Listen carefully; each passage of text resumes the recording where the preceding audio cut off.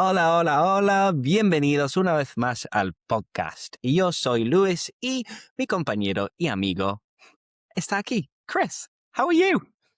I'm really good, thanks, mate. Yeah, I had a very cool weekend, actually. I went out with my friends on Thursday. We had a day drinking session on Friday in Oviedo. Obviously, I'm from Gijón. Well, not from Gijón, sorry. I live in Gijón, which is next to Oviedo. So it's a very easy journey to make. And yeah, really good weekend. I did a lot of Instagram videos as well in preparation for the next couple of weeks. So all in all, I taught in resume, all in all, a very good and productive weekend. How about you?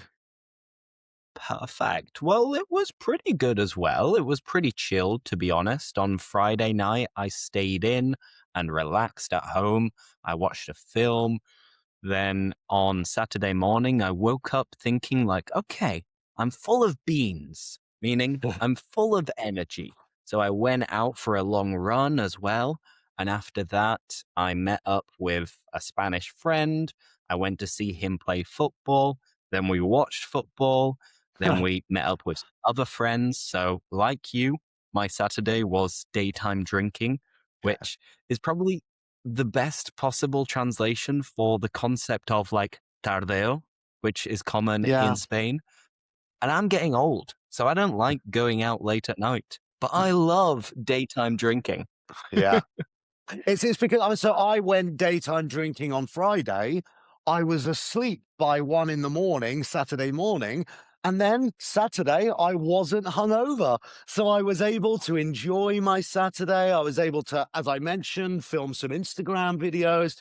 If I go out drinking till 3 or 4 in the morning, the next day is a write-off. This is a really good word for our listeners, which means nothing. I think if maybe I'm wrong, but I think the origin is from insurance. When you have a car accident, if it's a write off, it means the insurance company won't pay. It was such a bad accident that the car is so badly destroyed that we're not going to pay insurance. But we can use it idiomatically. That Saturday was a write off. I spent the whole day at home, but no, daytime drinking, Saturday wasn't a write off. I woke up, I was productive. So, yeah, daytime drinking. I think it is the age. I think you hit the nail on the head. As dado en el clavo, you hit the nail on the head. It's the age. Yeah. No, I agree. Absolutely. And let me just explain a couple of things because as you were speaking, I had a couple of ideas. And the first is that when you said all in all, which is a nice alternative to in summary, I also remembered a common difficulty that students have, especially Spanish speaking students, because they'll always mix up above all and overall. And I just want to clarify this. Above all is sobre todo. If you want to say that something is more important, like especially, in particular. So above all, sobre todo. And if you say overall, you're just saying in general. So it's like en general or en líneas generales. So overall, in general, above all, especially. I had to Yeah. say it, Chris. No, it's a really good example. Like to improve my health, I should do exercise, I should eat better, but overall, I need to quit smoking. So it's like a really good example. That's the most. Yeah, exercise is important. A good diet is important, but for me personally, overall, the most important is to quit smoking because that's the most dangerous to my health right now. So yeah, overall, they're all good options, but above all, quit smoking. Exactly. So Yeah. just to clarify here, above all, sobre todo, quitting smoking is the most important. But overall, going to the gym, eating better, all of these things are good. So Yeah. again, overall is en general, and above all is sobre todo. And I wanted to ask you another thing. Chris, you said you recorded 21 videos to me earlier. Wow, that's a lot of Yeah. work. So, first of all, Well done. Give yourself a pat on the back. And I'm Thank you. curious, do you have a favorite video? One that you think people will really appreciate? I do, yes. I'm worried I'm going to spoil the surprise, but no, I think we can talk about this. So one video I'm very excited about is the a video about the two different uses of "I'm afraid." Obviously, I'm sure most of our listeners will. I'm afraid, tengo miedo, and yeah. You're absolutely right. That is one use of "I'm afraid." I'm scared. I'm afraid of spiders. I'm afraid of the dark, etc. However, we can also use "I'm afraid" to politely decline, or even easier, to politely say no. I have a funny anecdote I want to mention as well, but just quickly. So, I'm afraid I can't come to the class. It's not "tengo miedo que no puedo asistir a la clase." I mean, I don't know the Spanish translation, pero temo que no Mm, puedo. Like, Me temo que. Exactly. me temo Perfect. Me que, temo yeah, que me no temo puedo. que. Exactly. So, a very quick anecdote. When I was at university, I was sharing a house with my university friends, my housemates, and we were looking for an extra housemate for a spare room. A German guy messaged us. It was like, "Hey, I'm interested in the room. Can I come tomorrow to see it?" And my friend replied, "Oh, I'm afraid we're not home tomorrow." And this poor German guy was just like, "Oh, don't be afraid. I'm really nice." Obviously, I'm not making fun of the German guy. No estoy tomando el pelo de ese pobre alemán. No, it's more. It made me realize something so normal for us is actually something quite difficult for English learners. Algo tan natural para nosotros is algo que hay que aprender. So, yeah, sorry for the long winded explanation, long winded, demasiado información. But yeah, I think that's a video I'm very excited about because I'm not sure if many students do know this difference. I don't know if you've taught this before, if your students have asked you about this before. I'm not sure, to be honest. I think I might have explained it before, but perhaps not in a short video. And it is quite confusing. And it's a funny story as well, Yeah. how this German guy misunderstood the meaning. But yeah, I'm sure the video will do very well. And once again, well done on getting ahead of preparing content because this is something I Yeah. always try to do. I try to get ahead, which in Spanish is like adelantarse con el trabajo. So, for example, over Christmas, I recorded lots of videos with my mum so I could get ahead of my content creation. And Yeah, now they're still coming up. Yeah, like every day there's more videos with the others. Like, how many did Lewis film? Like, yeah. well, I recorded, I think, 25 or Wow. 24 videos with my mum outside in about an hour because it was very Wow. simple. And yeah, I'm very efficient, Chris. Very efficient. Yeah. But Awesome. let's move on because our plan is basically to play it by ear, meaning to wing it, meaning to improvise. So to wing it or play it by ear is a way of saying to improvise and not stick to an exact plan. And to do this, I have an amazing website which generates conversation questions. So they're all completely random conversation questions. So it's going to put myself and Chris to a test because we Yeah. haven't prepared anything at all. And whatever the question is, we have to come up with a quick response. So that is the concept of the next 20 minutes, more or less. So, Chris, is it clear to you? Yeah, all clear. I think this is going to be a nice change of pace for our listeners because we normally the uses of get or phrasal verbs. So I think this will be a nice change of pace, something different but still beneficial. Just a normal conversation with randomly generated questions. Yeah, I'm excited and a bit nervous. Okay. Depending on the question, a bit nervous as well. You have mixed feelings, Yeah, sentimientos encontrados. I have mixed feelings. So don't worry, I'll share my screen so you can see the question, and I'll ask you the first one. So I'm going to press start to begin. And Chris, easy.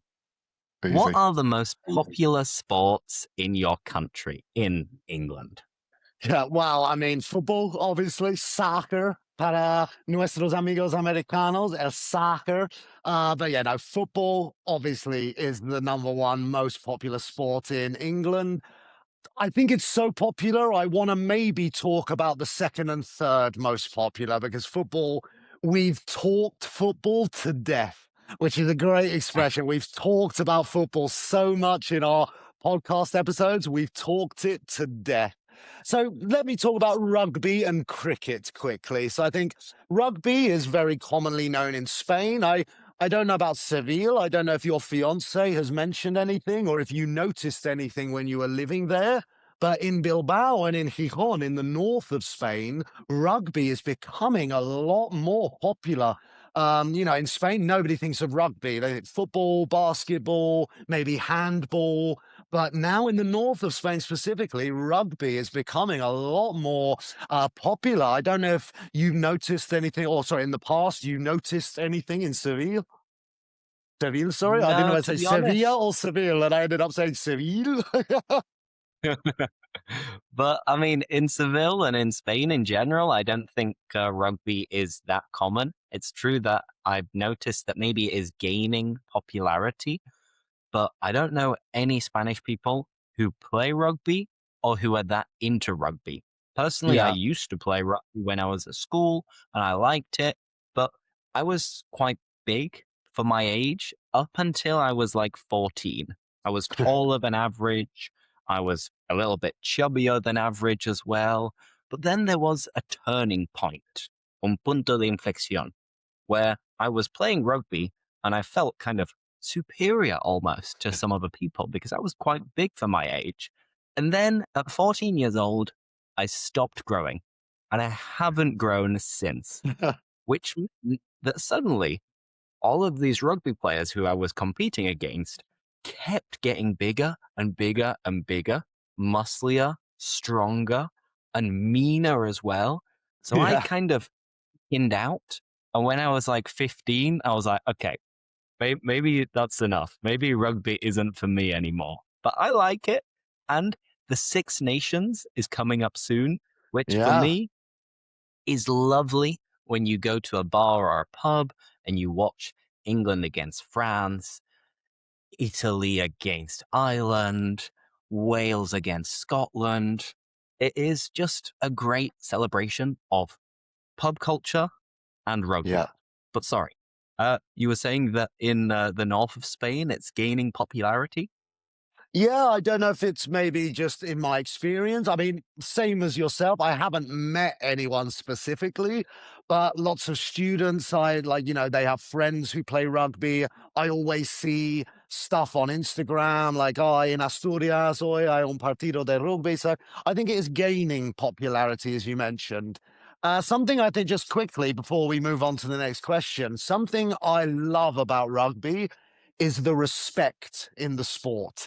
So you see these massive, absolute like machines, like absolute tanks, Tanks. and yeah, an absolute tank. And then you see a tiny referee, but these tanks, these absolute units, lots of vocabulary there to describe a big muscular person. These tanks, these units. Yes, sir. Sorry, sir. Okay, sir. I think like that doesn't happen in football. It's arguing with the ref and it's horrible to watch. But rugby as a sport, so much respect, so much sportsmanship, which is a great word for our listeners, just to love the sport and to play fairly. Yeah, I think rugby has great sportsmanship and great respect in general. I don't know if you agree. No, 100%. This is something that we complain about when we speak about football. And both of us are big football fans. We're Yeah. big footy fans. But something I can't stand, algo que no soporto, is the lack of respect and all of the diving and then kind of like pretending. it's just not a good sign and it's not something positive to see. And if you Yeah. have young children who are watching this and they're looking up to players like Vinicius and Kylian Mbappe, and look up to, by the way, means to admire. So if they are looking up to people like Vinicius, this is a very, very bad role model, in my opinion, because he's always diving, he's always complaining, and he shows little respect to the referee, the Yeah. fans, his own teammates. So I can't stand him. Yeah, exactly. I like you said, I love football, but yeah, I can't stand that aspect of the sport. It's disgusting. And it's happening in England as well. 20 years ago, us English people, we used to say, look at these Europeans, the Spanish, the French, the Argentinians. I know they're not Europeans, but look at these foreign players and how they're diving and complain. English don't do that. And I think 20 years ago, that was true. Roy Keane, Steven Gerrard. But nowadays, even the English players are just as bad as everyone else. Yeah. Exactly. It's a shame, but it is what it is. All right, Yeah, it is what let's it move is. on. Enough about sports and the next random question. So, Chris, can you ask me?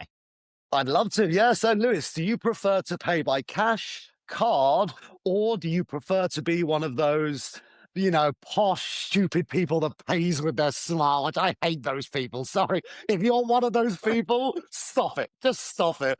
But, Lewis, yeah, do you pay by cash, card, or mobile phone, smartwatch? Well, you'll be glad to know that I am watchless. I never have a watch on me. I haven't worn one No. for ages. I considered getting like the Apple Watch because I was thinking it'd be cool for running as well, so I didn't need to take my phone with me. But in the end, I decided against it because I thought, is it really worth it? It's essentially a screen and a little phone, but Mm, on your wrist, and you already have your phone. So yeah. I decided not to get an Apple Watch. Therefore, I never pay using a smartwatch because I can't. And Yeah. nowadays, I hardly ever take my wallet with me. I Yeah. hardly ever take my cards with me. And I never have cash, like hardly ever. The only time when I have cash is if it's Christmas and maybe my auntie or my granddad will give me a £20 note. Then I might have a little bit of cash with me, but I'll try to get rid of it as quickly as possible Yeah. because I like to be very efficient and streamlined by only having my phone.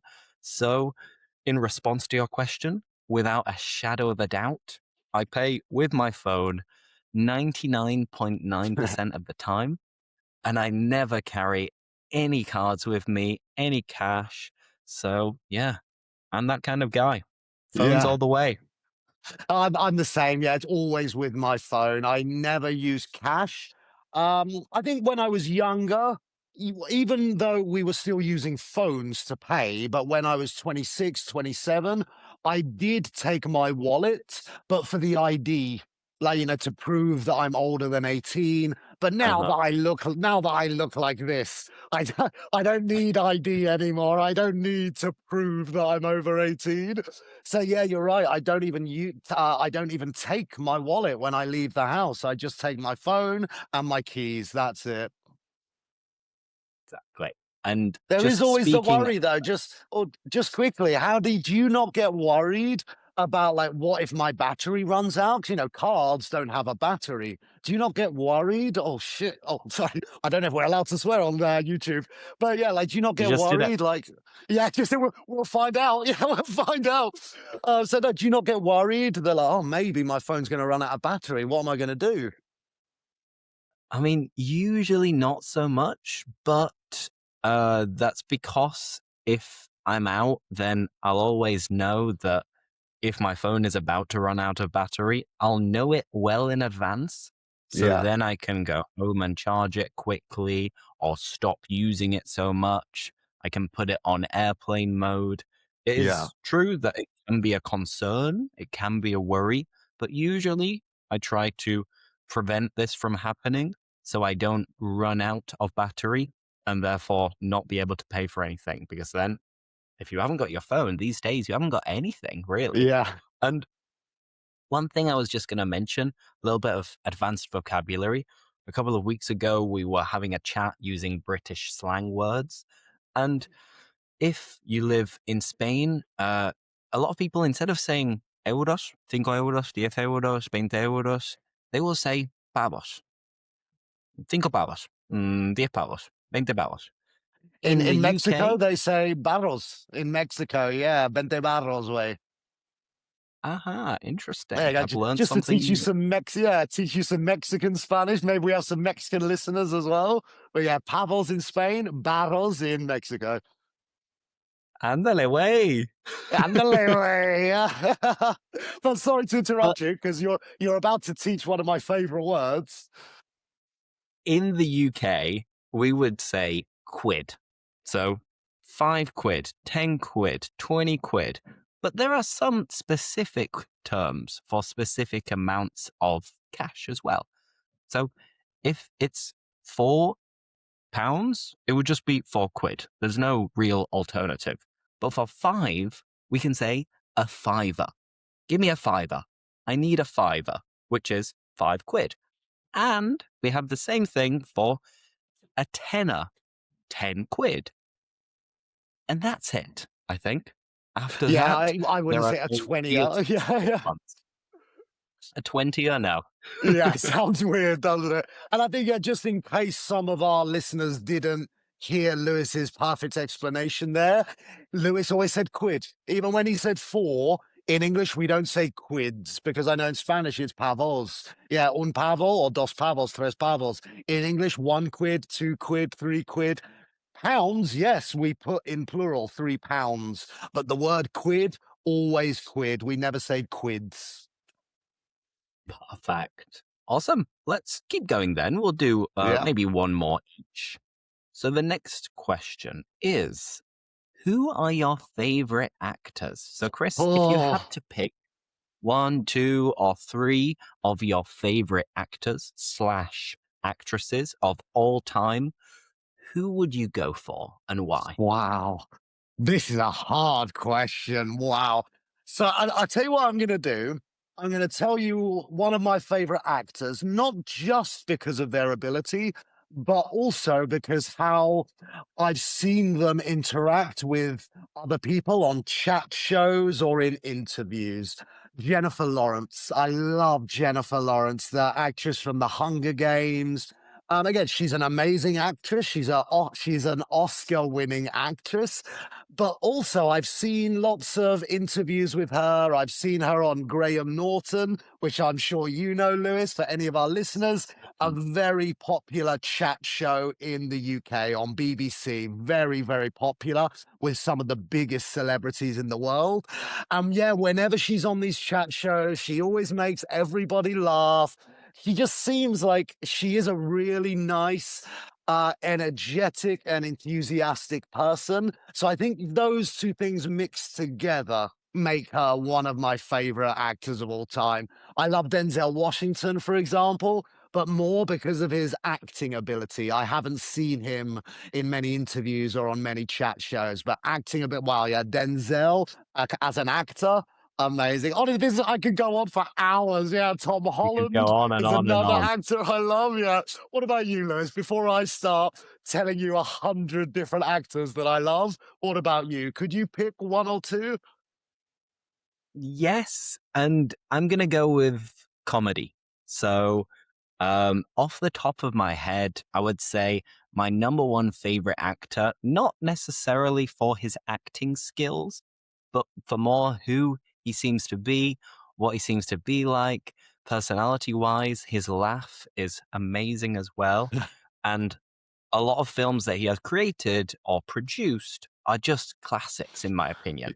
So I'm going to Yeah. say it. He's Canadian and he's Huh? Jewish, and his name is Seth Rogen.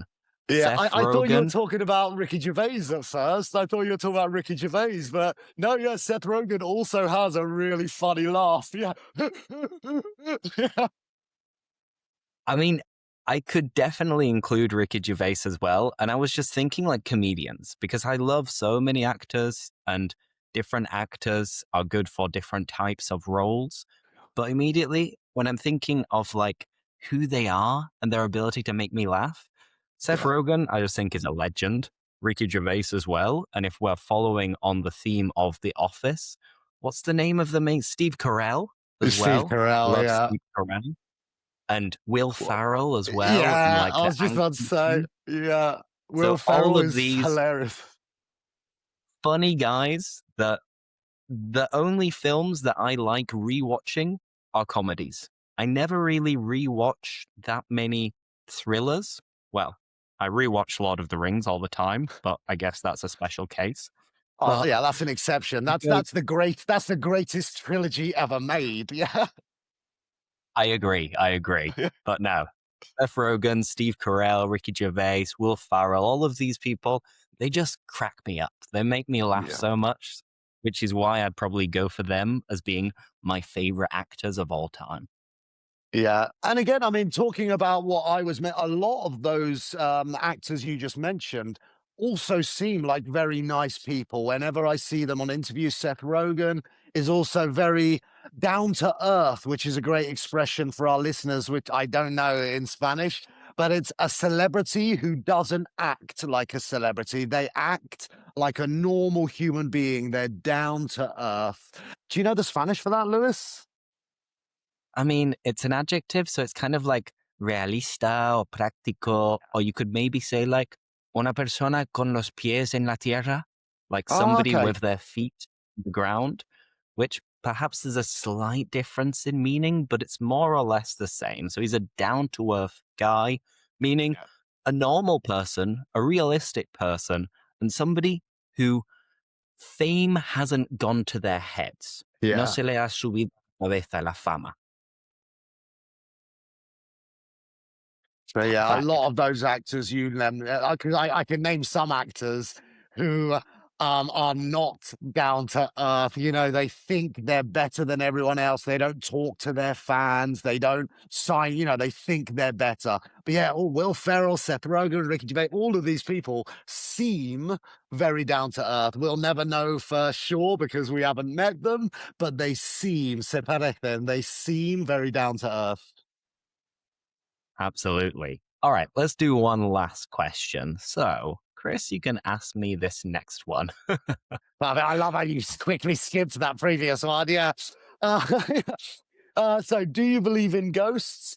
No, sorry, I don't believe in ghosts. I think the brain is capable of making us see ghosts, but they're not actually ghosts, in my opinion. You know, it's our brain, it's hallucinations, but not hallucinations like acid or like dehydration, but just a great expression in English. Your mind plays tricks on you. Your mind makes you see things or makes you believe things that aren't really true. Again, I don't want to go too much into the subject of religion, but I do think this coincides with religion. I'm not religious, I'm atheist. So if I don't believe in souls and spirits, I don't believe in ghosts. It would be a contradiction. And again, I'm not saying I'm right. I'm not saying anybody else is wrong. It's just my opinion, my belief. But yeah, I think that's probably the main reason. If I don't believe in spirits, then I can't believe in ghosts because they're connected. You can't have one without the other. What about you? Do you believe in them? Have you got any cool anecdotes or scary ghost stories to tell us? I mean, I wish I did, but I don't really. I'm kind of like you. I don't really believe in ghosts. When I was a child at school, you'd hear these ghost stories and they'd freak me out and I'd panic a little bit and get worried and think, oh my God, what if there is a ghost just around the corner? Or if when I was maybe 11, 12, or 13, and my parents might go out for the night and I'd be at home with my sister. That's when, if you saw some lights or you heard some strange noises, you'd Yeah. start to panic a little bit. But I think we were more worried about human beings and Yeah. living things, planet Earth. rather than the possibility of ghosts. And in this Yeah. case, I kind of wish I did believe, because you could argue that ghosts aren't necessarily a bad thing. It might be a loved one who has Yeah. passed, who is like keeping an eye on you to make sure Yeah. everything is okay, but they're incapable of communicating with us. So maybe ghosts, if they do exist, which clearly we're quite skeptical about it, maybe they could actually be sources of good. And there's no Yeah. reason for us to actually panic and worry and be afraid of them. And given that we mentioned Mexico earlier, in Mexico, they do have a culture of, I don't know, maybe respecting or paying their respects to the fallen, to Yeah. deceased people. When you were there, like, did you have any interactions with Mexicans about like the Day of the Dead? And what was their opinion compared to ours? So yeah, I lived in Mexico for 2 years, so I only really saw that celebration once, maybe twice. I didn't paint my face, but I did go out and celebrate. And yeah, I saw loads of Mexicans with this amazing face paint with like, the Day of the Dead, the typical black and white skeleton face paint. And it was an Mhm. amazing spectacle, an amazing celebration. Um, Really, talking about my friends, I didn't really see any difference. Like for my friends in Mexico who are our generation, it was just a celebration. But yes, they did mention how their parents and maybe the older generations do celebrate this in a completely different way. It's not just a celebration, as you mentioned, it's also paying respect and celebrating the dead. Yes, I think maybe it's a generational thing. I'm not sure. Exactly. Yeah. Who Yeah. knows? It's a mystery. Yeah. But Exactly. maybe, There was something I was going to say about ghosts. Oh yeah, so talking about Ricky Gervais, just a quick anecdote I wanted to mention. Again, this is an anecdote, guys. This is not my belief. It might be, but I'm not saying it is. But Ricky Gervais mentioned we only see ghosts in small, remote villages. Whereas millions of people die in central London. Every year, millions of people die in central London, but nobody sees ghosts in central London. Nobody. Like we only see them in very remote, isolated villages. So yeah, it's just a funny anecdote. I'm not saying he's true or he's false. It's just a comedian making a joke, and I'm repeating the joke. But I thought that was quite a funny anecdote. Yeah, you don't see ghosts in central London where millions of people die every day or every year. no, he makes a good point. And given that you are citing comedians and jokes, I've got a joke for you. I have a joke for you. Perfect. I have Because I prepared. didn't yeah, I didn't come prepared today, so I'm glad you've got one. Yeah, Shame on you. yeah, I know. Yeah, So, are you ready? Everybody, are yeah. you ready? Let's see if you can get the joke. And it is, what did the blanket say as it fell off the bed? I don't know this one. I've never heard this one. What does the blanket say when it falls off the bed? Oh, sheet! I could have guessed Uh, that. Yeah, yeah. uh, uh, uh. That's a So, good one. let me explain it. The blanket, of course, you have a blanket, which, to be honest, I have some kind of blanket here as well to keep me warm. So, what did the blanket say as it fell off the bed?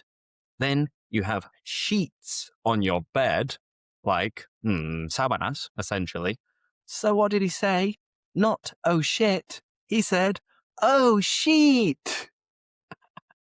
When I was traveling around Australia, I found a linen store, I guess you would call it, but a shop that sold blankets and duvets and all of these kind of things. And the shop was called Holy Sheet, which I thought was brilliant. Yeah, Holy Sheet, like the Bendigo Savannah, like obviously, but as Lewis mentioned, yeah, it could sound like holy shit. Yeah. Just very quickly, I've thought of a joke. It's one of my favorite jokes. I can't remember if I've already told you on this podcast, but I'm going to do it again. What type of cheese do you use to attract a bear?